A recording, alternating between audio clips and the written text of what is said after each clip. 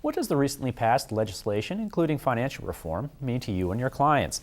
Hi, I'm John Sullivan, Editor-in-Chief of Investment Advisor. I'm joined today by two experts with insight into the political and legal forces that shape retirement planning. David Mendels is Director of Planning for Creative Financial Concepts. He is a member of the Financial Planning Association, where he serves as President-elect of the New York City chapter, and also the Estate Planning Council of the Greater City of New York, where he is past Director.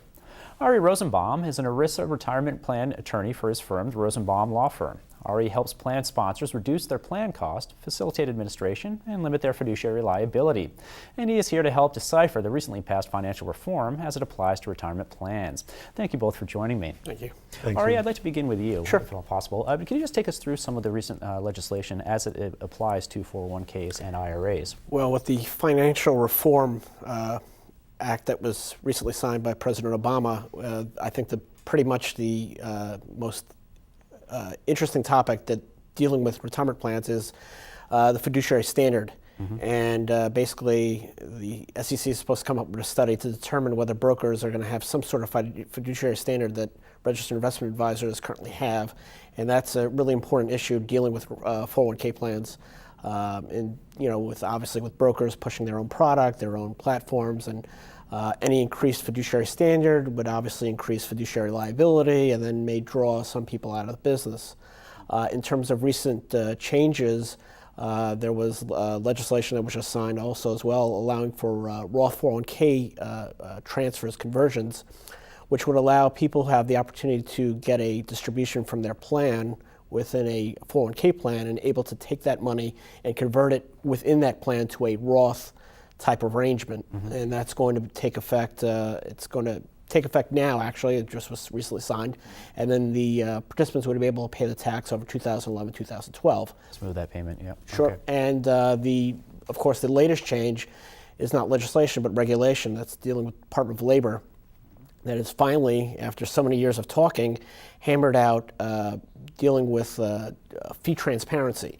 Fee transparency on the plan level, where the providers have to provide fees and fully disclose it to plan sponsors, but also changes in 2012 that will actually have participants getting a list of fees that they're paying within the 401k plan. So this is something that's been talked about for the last 15, 20 years, and it's finally right around the corner. Fantastic. At the recent FPA conference in Denver, fiduciary was all over. That's just what is on advisors' minds right now. So as an advisor, how does that apply to you? Is it going to change the way you do business or the way you deal with your clients at all? It's not going to change at all the way I do business, but I think the issue is that we don't really know what the outcome is going to be. Right. As Ari pointed out, the legislation calls for the SEC to conduct a study.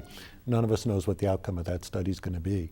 Hopefully, it is going to be a strict fiduciary standard for all, but there is some concern that it may turn out into a watered-down fiduciary standard with FINRA being the regulator, and that would be a serious concern. Sure, and I'm sure it depends on what happens, in the elections and all sorts of other political winds that are blowing right now. Well, the political winds are always a factor yes. when we're talking about Washington. Sure, yes. Wonderful. All right, the pension funding levels at S&P 500 firms have been a concern for quite some time.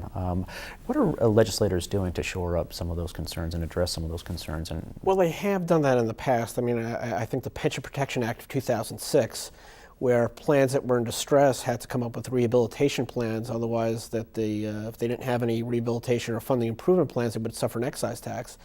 And I quite honestly jokingly say that it's not the Pension Protection Act, it's the Pension Put Out of Business Act right. of 2006. Sure. I think a lot of it had to do with requiring employers to ante up and not wanting to put more and more burden on the PBGC dealing with bankrupt plans. And so what I've seen, especially with some of the union clients I've had in the past, where they have dwindling unions, they've gone for the mass withdrawal out, and you see that even here with financial companies that have pension plans. Over the last 7-8 years, they've been just a lump sum that they're just pretty much phasing them out. Yep. and just freezing it and just ditching it eventually. Yep. And David, what are you seeing from some of your clients that have pensions that might not be, as solid as they would like? What kind of panic are you seeing from them? Well, most of my clients tend to be the smaller firms, so therefore we've already been on top of those issues. I think, and Ari, I don't know what your experience is, but I think the larger issues are really with the larger plans.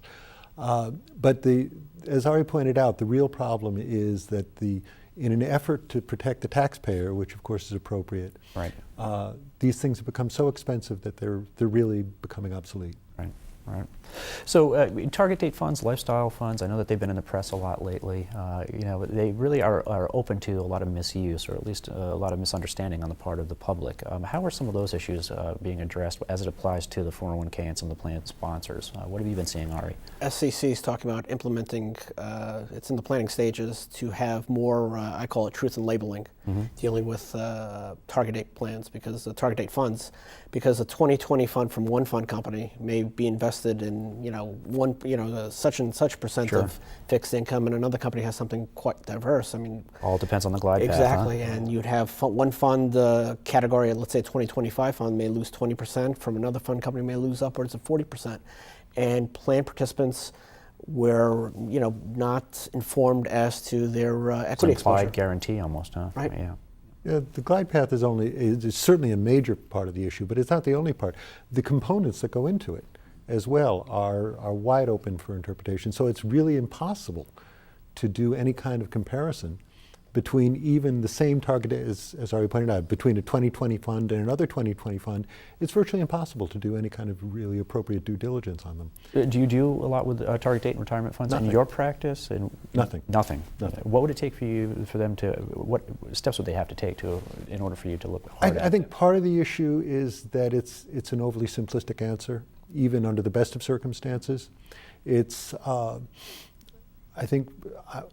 I would always want to take a more nuanced approach with my clients, but I think for some people maybe it might be more appropriate if they were A, better understood by the consumer, and B, perhaps if they were purely index related, so that there was at least some comparability between the funds. How difficult are they to incorporate into a larger, comprehensive financial plan? I mean, is it almost impossible?